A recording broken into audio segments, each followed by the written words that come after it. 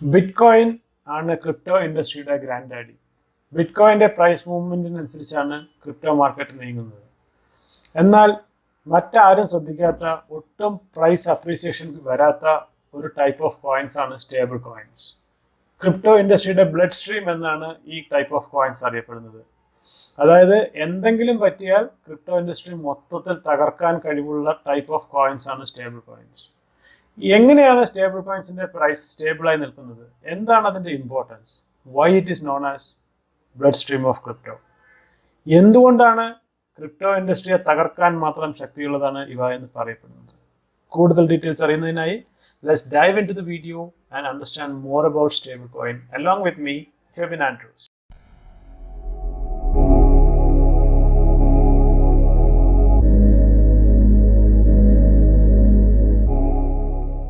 ഈ വീഡിയോയിൽ പറയുന്ന കാര്യങ്ങൾ തികച്ചും എഡ്യൂക്കേഷനും എൻ്റർടൈൻമെൻറ്റിനും വേണ്ടി മാത്രമുള്ളതാണ്.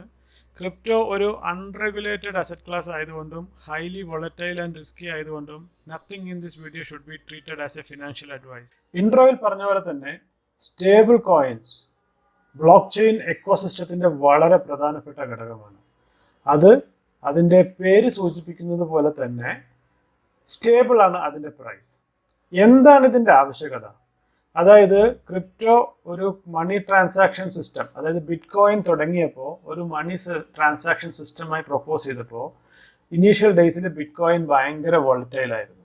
അപ്പോൾ അതുകൊണ്ട് നമുക്കതൊരിക്കലും ഒരു ട്രാൻസാക്ഷനെ റിലേ ചെയ്യാൻ പറ്റാതായി. അതായത് നിങ്ങളൊന്ന് ആലോചിച്ച് നോക്കൂ, ഒരു കടയിൽ നിന്ന് നമ്മൾ $100 സാധനം മേടിച്ചിട്ട് $100 ബിറ്റ് കോയിൻ കൊടുത്തു, പിറ്റേ ദിവസം അത് $30 അല്ലെങ്കിൽ തിരിച്ച്, അപ്പോൾ $150 അപ്പോൾ ഒന്നുമില്ലെങ്കിൽ സെല്ലർ അല്ലെങ്കിൽ ബയ്യർ അൺഹാപ്പിയാണ്.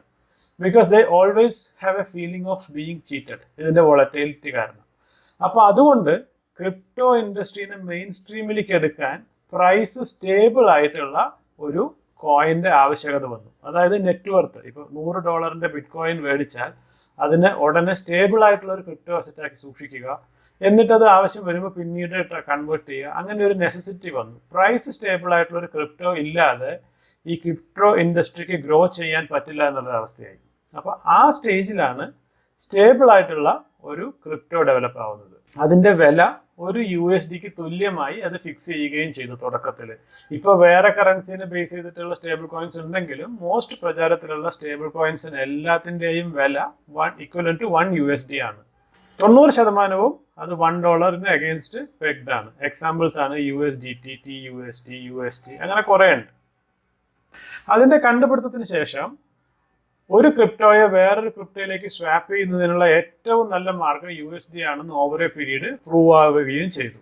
അതായത് നമ്മൾ നേരത്തെ പറഞ്ഞ അതേ പ്രശ്നം ബിറ്റ് കോയിൻ്റെയും ക്രിപ്റ്റോ ടു ക്രിപ്റ്റോ സ്വാപ്പിങ്ങിലും വളരെ വ്യാപകമായി. അതായത് ഇന്ന് $100 എത്തീരിയം മേടിച്ച് ബിറ്റ് കോയിന് സ്റ്റോർ ചെയ്താൽ നാളെ ബിറ്റ് കോയിൻ്റെ വില മാറുന്നതിനനുസരിച്ച് അതിൻ്റെ സ്റ്റോർ ഓഫ് വാല്യൂ കുറഞ്ഞു. സോ കൂടുതൽ പേരും, ഭൂരിഭാഗം പേരും ഏതൊരു ക്രിപ്റ്റോയും സ്റ്റേബിൾ കോയിൻസിലേക്ക് മാറ്റുകയും അവരുടെ പ്രോഫിറ്റ് പ്രിസർവ് ചെയ്യാൻ പറ്റിയ ഏറ്റവും നല്ല മാർഗം സ്റ്റേബിൾ കോയിൻ ആണെന്ന് മനസ്സിലാക്കുകയും ചെയ്തു. എന്തുകൊണ്ട് അതിൻ്റെ വില മറ്റ് ക്രിപ്റ്റോ പോലെ ഫ്ലക്ച്വേറ്റ് ചെയ്യുന്നില്ല? അതാണ് ഇതിലെ കീ ടെക്നിക്. അതായത് ഈ സ്റ്റേബിൾ കോയിൻസ് ആയ USD ആണെങ്കിലും FRAX ഒക്കെ ആണെങ്കിലും അത് ഇഷ്യൂ ചെയ്യുന്നത് ഒരു സെൻട്രലൈസ്ഡ് എൻറ്റിറ്റിയാണ്.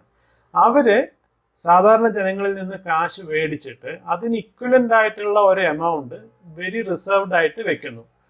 അതായത് ആ reserved amount can be gold അല്ലെങ്കിൽ ട്രഷറി ബോണ്ട്സ് അല്ലെങ്കിൽ മറ്റ് പല ഇൻവെസ്റ്റ്മെന്റ്സും ആക്കി വെക്കുന്നു. പറഞ്ഞു വരുന്നത് $100 കറൻസി, റിയൽ വേൾഡ് കറൻസി അവർ സർക്കുലേഷനിൽ നിന്ന് മാറ്റി സേഫായി വെച്ച ശേഷം അതിന് തുല്യമായ USDT അല്ലെങ്കിൽ crypto based stable coin print ചെയ്തിറക്കുന്നു. തിരിച്ചും അതുപോലെ തന്നെ ഡിമാൻഡ് ഒന്നും ഇല്ലാതെ കൂടുതൽ പേര് ക്രിപ്റ്റോ വിറ്റ് ക്യാഷ് ആക്കുമ്പോൾ, റിയൽ വേൾഡ് കറൻസി ആക്കി മാറ്റുമ്പോൾ അവരവരുടെ റിസർവ് ഫണ്ടിൽ നിന്നും ആ ക്യാഷ് പുറത്തേക്ക് എടുത്ത് റിയൽ വേൾഡ് കറൻസി ആക്കി മാറ്റുന്നു. എന്നിട്ട് അതിന് ഇക്വലൻ്റ് ആയിട്ടുള്ള ക്രിപ്റ്റോ കറൻസി ബേൺ ചെയ്ത് കളയുന്നു. ഇതാണ് സംഭവിക്കുന്നത്. ഒരു ചെറിയ എക്സാമ്പിൾ എടുക്കുകയാണെങ്കിൽ, ഒരു USD മാർക്കറ്റിൽ നിന്ന് മേടിച്ചിട്ട് ഇത് മെയിൻറ്റെയിൻ ചെയ്യുന്ന കമ്പനിക്ക് കൊടുത്താൽ അത് അവരുടെ ലോക്കറിൽ വെച്ച ശേഷം അവർ ഈ വ്യക്തിക്ക് ഒരു USDT ക്രിപ്റ്റോ കൊടുക്കുന്നു. അത് ലാർജ് സ്കെയിലാണ് ഇപ്പോൾ നടക്കുന്നത്. പല കമ്പനികൾ ഇവോൾവ് ആയി. പക്ഷേ ഇതാണ് അതിൻ്റെ ഫണ്ടമെൻ്റൽ പ്രോസസ്സ്. എല്ലാ ബ്ലോക്ക് ചെയിനും അതിൻ്റെതായ സ്റ്റേബിൾ കോയിൻസ് വേണം. എങ്കിൽ മാത്രമേ അതാത് ബ്ലോക്ക് ചെയിനിലെ കറൻസികൾ വളരെ സേഫായും ഒരു റിലയബിൾ മെത്തേഡ്സിൽ നമുക്ക് കൺവേർട്ട് ചെയ്യാൻ പറ്റുകയുള്ളൂ. പിന്നെ ഡെക്സ് എന്ന് പറഞ്ഞാൽ നമുക്കറിയാം ഡീസെൻട്രലൈസ്ഡ് എക്സ്ചേഞ്ചുകളാണ്. അത് ഫുള്ളി വർക്ക് ചെയ്യുന്നത് ബ്ലോക്ക് ചെയിൻ്റെ ഉള്ളിലാണ്. ഇപ്പോൾ ബിനാൻസ്, CoinDCX പോലുള്ള സെൻട്രലൈസ്ഡ് എക്സ്ചേഞ്ചിന് ബാങ്കുമായിട്ട് ടൈപ്പ് ഉണ്ട്. അതുകൊണ്ട് നമുക്ക് റിയൽ വേൾഡ് കറൻസി ആ ബാങ്കിൽ നിന്ന് ഡെപ്പോസിറ്റ് ചെയ്ത് സെൻട്രലൈസ്ഡ് എക്സ്ചേഞ്ച് വഴി USDT ആക്കി മാറ്റാൻ പറ്റും. എന്നാൽ ഡെക്സിൽ അങ്ങനത്തെ ഒരു ഇന്റർഫേസ് ഇല്ല. അതിൽ ട്രേഡ് ചെയ്യണമെങ്കിൽ ക്രിപ്റ്റോ ടു ക്രിപ്റ്റോയെ പറ്റുള്ളൂ, real world currency to crypto പറ്റില്ല. അപ്പോൾ അതുകൊണ്ട് അതിന് ട്രേഡ് ചെയ്യാൻ വേണ്ടുന്ന പ്രധാനപ്പെട്ട ഒരു സംഭവമാണ് സ്റ്റേബിൾ കോയിൻസ്. ഇത്രയും കാര്യങ്ങളാണ് ഒരു ഇൻട്രൊഡക്ഷൻ എന്നുള്ള നിലയ്ക്ക് സ്റ്റേബിൾ കോയിനെ കുറിച്ച് നമ്മൾ മനസ്സിലാക്കേണ്ടത്. ഇതിൽ നമ്മൾ പറഞ്ഞ ചെറിയൊരു കാര്യം, എങ്ങനെയാണ് അത് വർക്ക് ചെയ്യുന്നത്, അത് കൊളാറ്ററലൈസ്ഡ് ആണെന്ന് നമ്മൾ കണ്ടു. എന്നാൽ എല്ലാ ക്രിപ്റ്റോ കറൻസിയും റിയൽ വേൾഡ് അസറ്റുമായിട്ട് കൊളാറ്ററലൈസ്ഡ് അല്ല. അത് തുടക്കത്തിൽ ക്രിപ്റ്റോ ഇവോൾവ് ചെയ്ത മെത്തേഡാണ് നമ്മൾ പറഞ്ഞത്. അതിന്റെ നെക്സ്റ്റ് ജനറേഷൻ ക്രിപ്റ്റോ എന്നുള്ള നിലയ്ക്ക് അൽഗോരിതമിക് ക്രിപ്റ്റോയും ഉണ്ടായിട്ടുണ്ട്. അപ്പോൾ ഈ രണ്ട് തരത്തിലുള്ള സ്റ്റേബിൾ കോയിൻസ് ഏതൊക്കെയാണെന്ന് നമുക്ക് നോക്കാം. ഒന്നാമത്തെ കാറ്റഗറി കൊളാറ്ററലൈസ്ഡ് സ്റ്റേബിൾ കോയിൻ. അതിനെക്കുറിച്ച് നമ്മൾ തുടക്കത്തിൽ പറഞ്ഞു. ഇങ്ങനെ ആ ഒരു സ്റ്റേബിൾ ആയിട്ട് പ്രൈസ് മെയിൻറ്റെയിൻ ചെയ്യുന്നതിൻ്റെ ആവശ്യകതയാണ് ഒരു സ്റ്റേബിൾ കോയിനിലേക്ക് വന്നതെന്നും അത് ഫിയാറ്റ് കൊളാറ്ററലൈസ്ഡ് ആയിട്ട് ഇറക്കുന്നുണ്ടെന്നും അതല്ലെങ്കിൽ സ്റ്റേബിൾ കോയിൻസ് പ്രധാനമായും പലതരത്തിലുണ്ടെന്ന് പ്രീവിയസ് വീഡിയോയിൽ പറഞ്ഞു. അതിന് മെയിനായിട്ട് മൂന്നായിട്ട് തിരിക്കാം. ഒന്നാമത് ഫിയാറ്റ് കൊളാറ്ററലൈസ്ഡ്, അതായത് റിയൽ വേൾഡ് കറൻസീസ് മേടിച്ച് അത് അങ്ങനെയും സേഫായിട്ട് സൂക്ഷിക്കുക.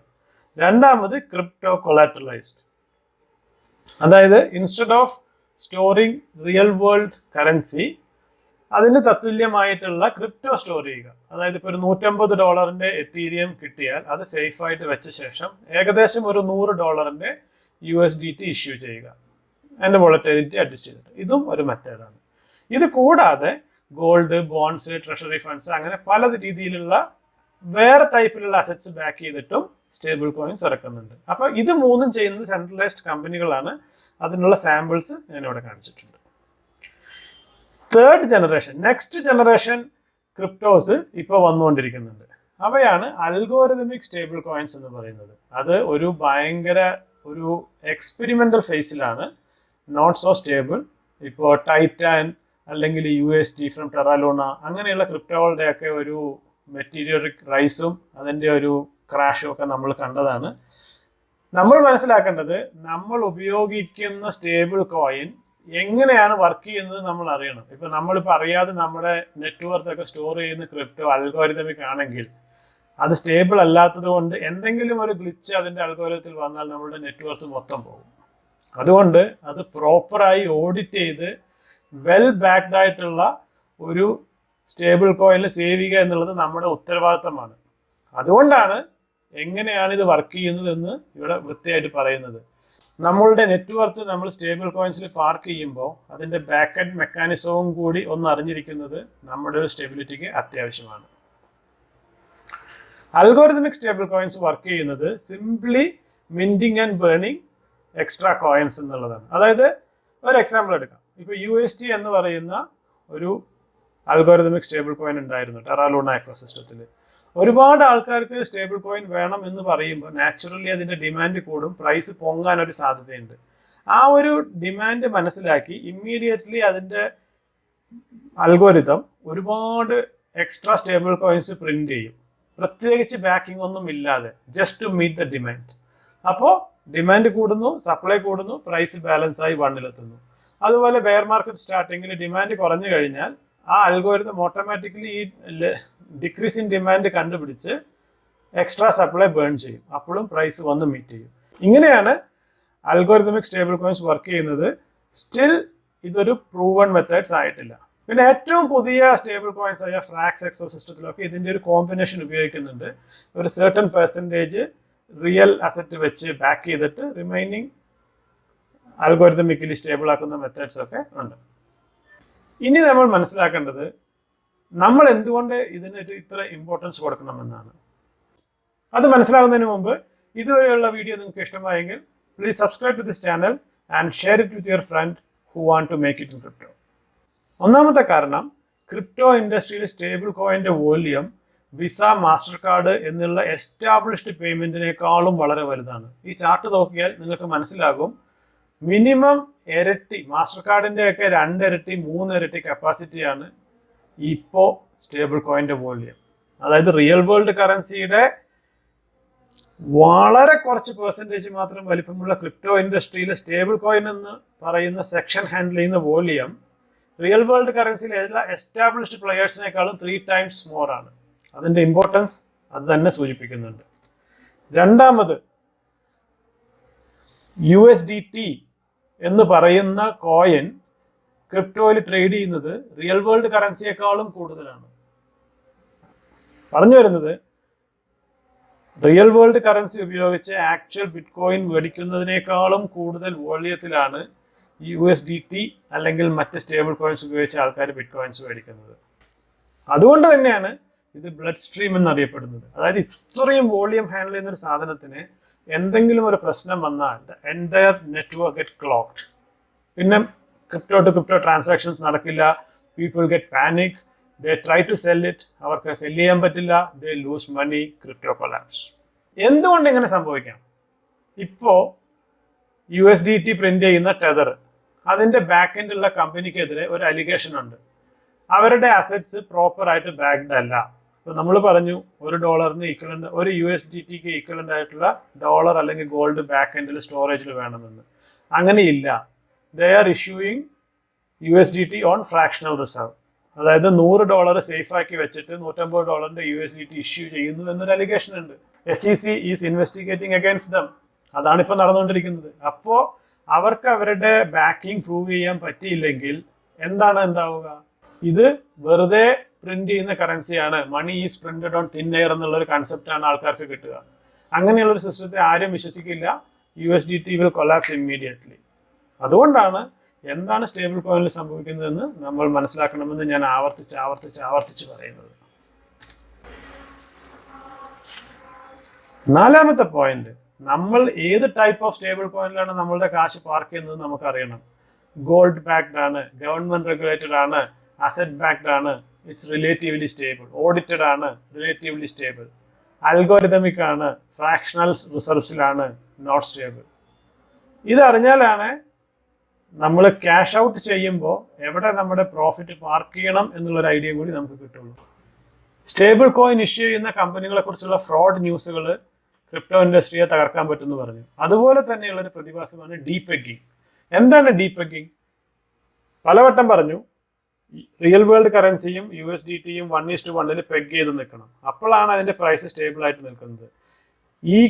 ഇവിടെയുള്ള അസറ്റ്സ് കുറയുകയോ അല്ലെങ്കിൽ ഇതിന്റെ വാല്യൂ കുറയുകയോ ചെയ്താൽ ഒരു പരിധി കഴിഞ്ഞ് ഇത് 1:1 നിൽക്കുന്നതിന് ശേഷം ഇങ്ങനെ പോകും. അതായത് ഒരു 10 USD റിയൽ വേൾഡ് കറൻസി കൊടുത്താലേ ഒരു USDT കിട്ടുള്ളൂ. So value shrinked by 1/10. Your network in crypto shrinked by 1/10. Very dangerous.